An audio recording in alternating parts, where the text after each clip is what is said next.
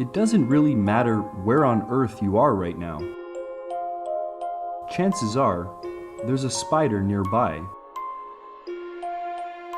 In virtually every environment found on Earth, spiders have exploited, finding a way to survive.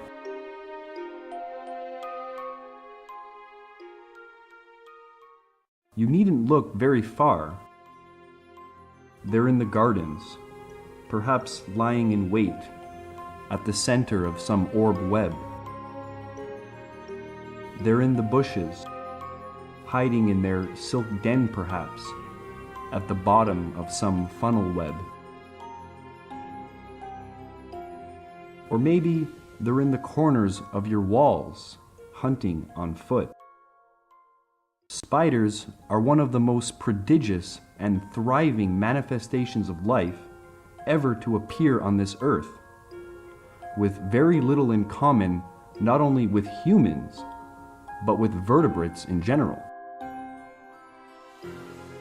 Herein we'll look at their ancient beginnings, their boundless variety and occasional lethality, while also delving into the profound ubiquity and ecological importance that all spiders hold.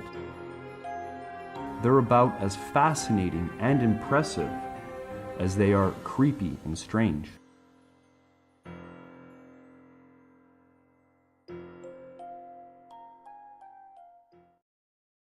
When did spiders first evolve? During the early Devonian period, it is thought spiders made their evolutionary debut. But as for silk-producing spiders with spinnerets, appeared only later millions of years, during the late Devonian period.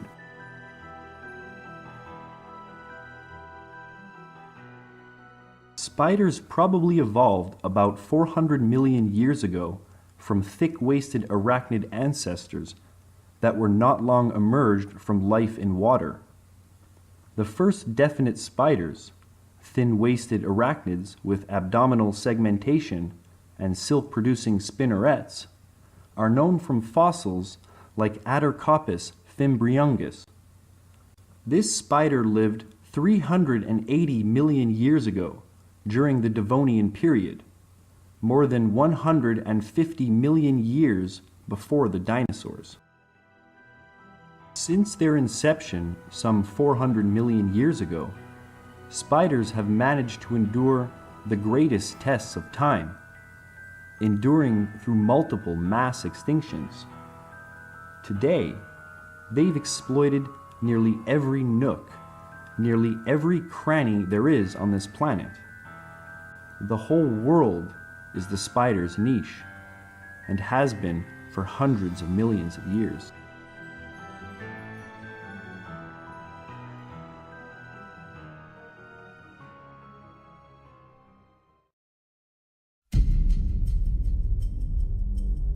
Spiders are not poisonous, they're venomous. Every spider on Earth is venomous, in fact, all to varying degrees of potency, from unnoticeable to fatal. Needless to say, the overwhelming majority of species are considered harmless to us humans. But how did venom evolve? What are the origins of venom?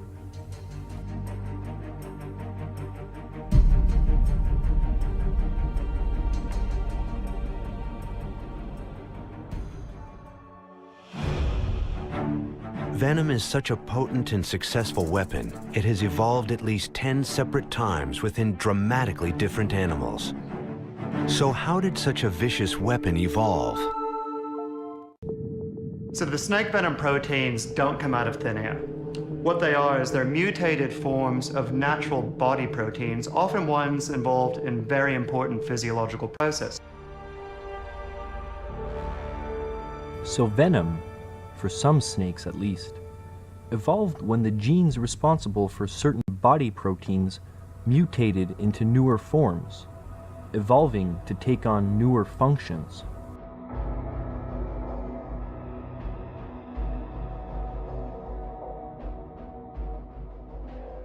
Some venoms are closely related to immune system proteins, for example, which attack bacteria invading the body. Others are closely related to digestive enzymes. In time, via natural selection, enzymes grew more and more toxic. Venom, like all products of evolution, arose through random mutation and non-random selection. Mutations occur all the time, and the beneficial mutations are selected for.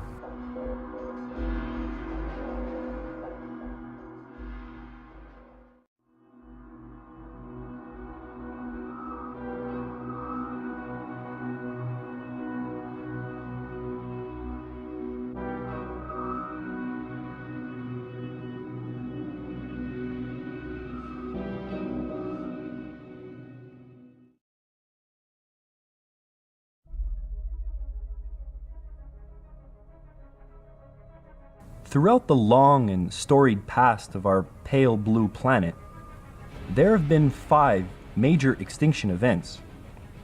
At around 250 million years ago, Earth was hit with the largest, most devastating extinction event ever to have plagued our world, wherein over 90% of all the life on Earth made their existential exodus. This catastrophic event is called the Permian-Triassic extinction, but colloquially, it's just known as the Great Dying. Despite such tribulation, spiders persevered. The event with which most people are familiar, I imagine, is called the Cretaceous extinction, the event that took out the dinosaurs 65 million years ago, whereat 75% of the life on Earth was snuffed out of existence. Each species like a fallen leaf, now dead foliage from the tree of life. But once more, spiders overcame the chaos and persevered. They await their greatest test, however, for spiders have only very recently been introduced to arguably the most destructive force the Earth has ever seen. That force is the human race.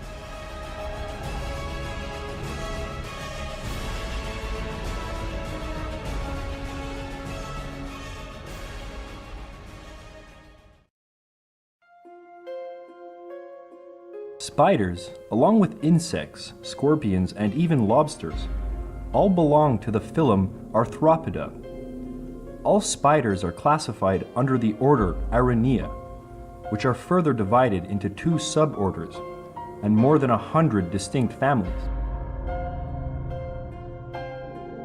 Earth supports some 40,000 species of spiders, wrote Stephen Dalton in his book Spiders, the Ultimate Predators. But there may be 3 times as many yet to be discovered, if their habitats are not destroyed first. There may be over 100,000 different kinds of spiders just awaiting discovery. Who knows what kind of spiders are out there? Just recently, in 2001, the largest spider ever recorded, as measured by leg span, was discovered in a cave in Laos. With legs spanning 30 centimeters, this giant huntsman earned its name, Heteropoda maxima, which is Latin for the largest. But maybe there's an even larger spider out there, in a different cave in Laos. We can only hope. Spiders live everywhere, and that isn't an overstatement. If anything, it's an understatement. They've exploited virtually every environment there is for them to exploit. There's only one place on Earth where spiders do not live, and that's only because this place has been frozen solid for millions of years. The only place on Earth you won't find spiders is in Antarctica. But if, say, the continent were to unthaw, you could rest assured it wouldn't be long before its spiders invaded and took over everything, as they have done with the other 6 continents on Earth. So long as the environment isn't covered by a permanent icy thicket like in the Antarctic, spiders are surely there, thriving unseen.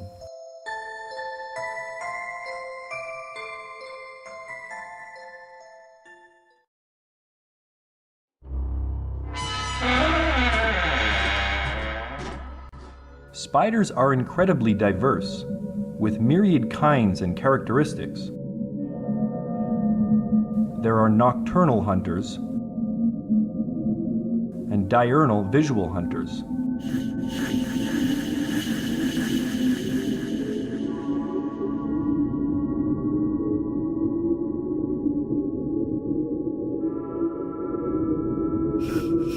Jumping spiders, web-weaving spiders, both orderly and disorderly webs, and funnel web builders. But tarantulas, they are the queen of spiders. With a leg span of up to 28 centimeters, fangs measuring up to 3.8 centimeters, and weighing in at over 6 ounces, the Goliath bird-eating tarantula, Thyrophisa blondi, is the largest spider on Earth by mass. By leg span, it is second only to the giant huntsman of the Mekong jungle in Laos.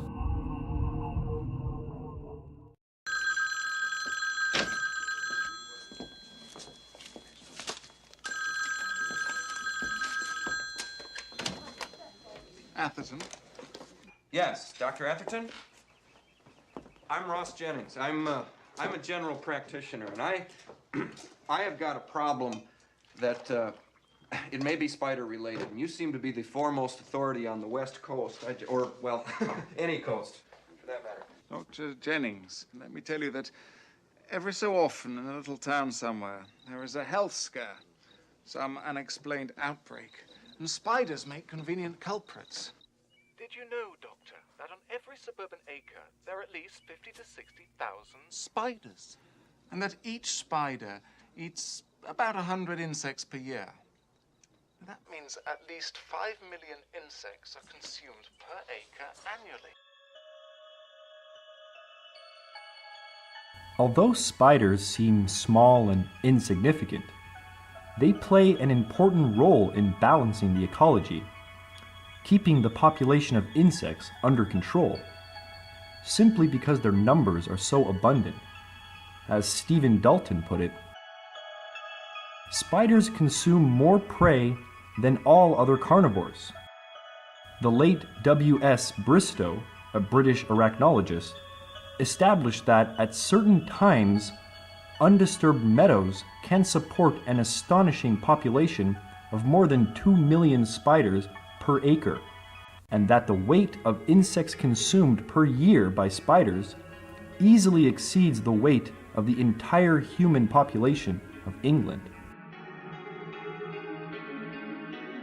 Just imagine what it'd be like if every spider on Earth disappeared tomorrow, if all the pest insects were allowed to reproduce unhindered. If you think the mosquitoes today are bad, in a world without spiders, you'd never want to leave the house. Dalton went on to write, "It is estimated that, worldwide, spiders are largely responsible for about 99% of the insect mortality rate, although spiders are incapable of discriminating between the so-called harmful and beneficial insects." So if you think about it, spiders are responsible for the consumption of 99% of all the mosquitoes, which means in a world without spiders, there would be 100 times the number of mosquitoes buzzing around. No one wants to live in a world without spiders.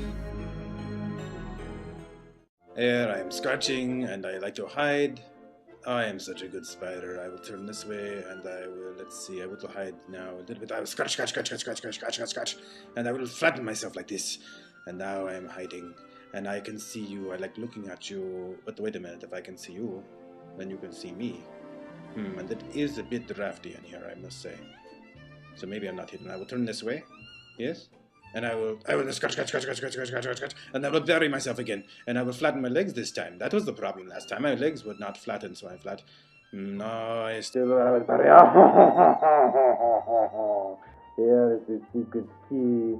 I cannot see you. That way you cannot see me. I am hidden. Spiders can really get around, able to spread and colonize new habitats very quickly. Because they are known to be effective at dispersal and colonization, wrote Chris Buttle, a former professor of insect ecology at McGill University, now their dean of students, in part because of their ability to balloon. Small spiders, i.e. immature specimens or adults of species that are small, will release a strand of silk and let the wind pick them up and carry them far distances. The tiny strand of silk is like a miniature parasail they use to hitch a ride aboard a gust of wind, off to explore new lands, to exploit new sources of prey. It is for this very reason spiders are oftentimes the first creatures to arrive in new habitats, and it is their very arrival which catalyzes the development of new ecosystems. Even Charles Darwin noted the spider's ability to disperse far and wide. Decades before publishing his groundbreaking work on the origin of species, Darwin observed and commented on these parasailing spiders during his voyage to the Galapagos aboard the HMS Beagle in 1932. These, he wrote, glittering in the sunshine, might be compared to diverging rays of light. They were not, however, straight, but in undulations like films of silk blown by the wind.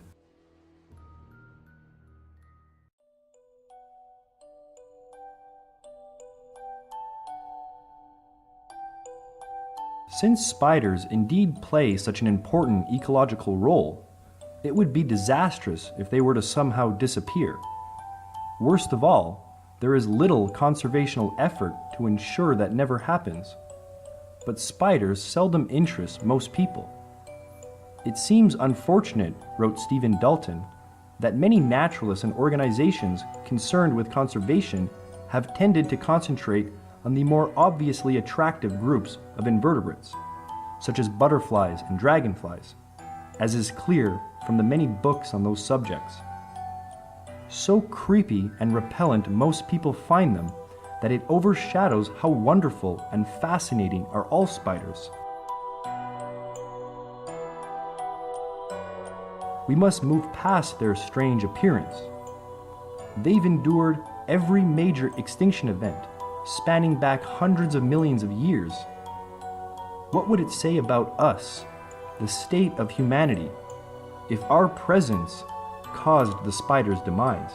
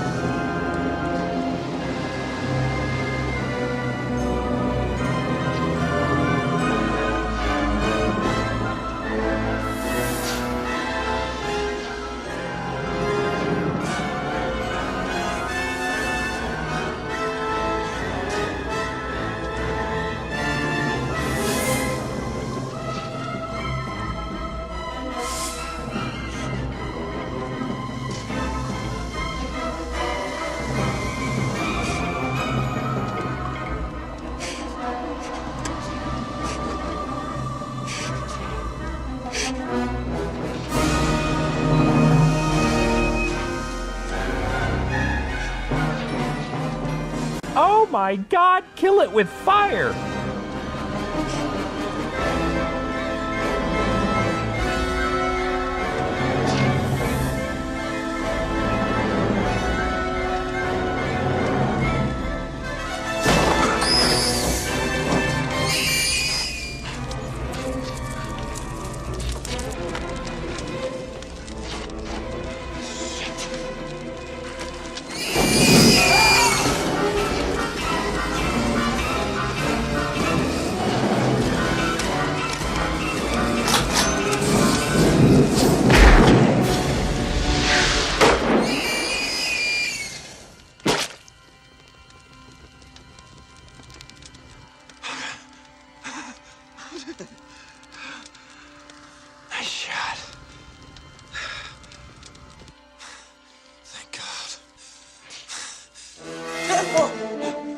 unfortunate.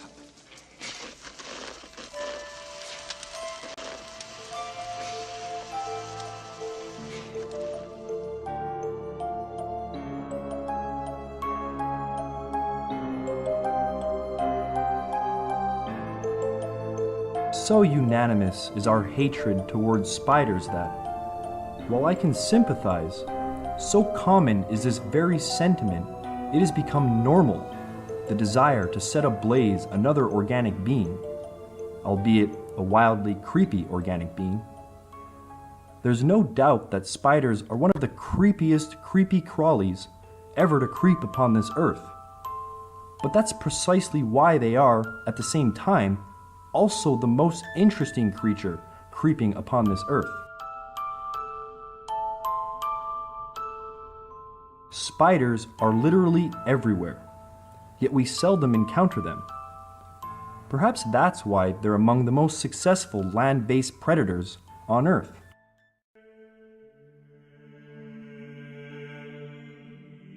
As René Descartes put it in 1644, in his work The Principles of Philosophy, to live well, you must live unseen. There's no one to hold you back if no one knows you're there.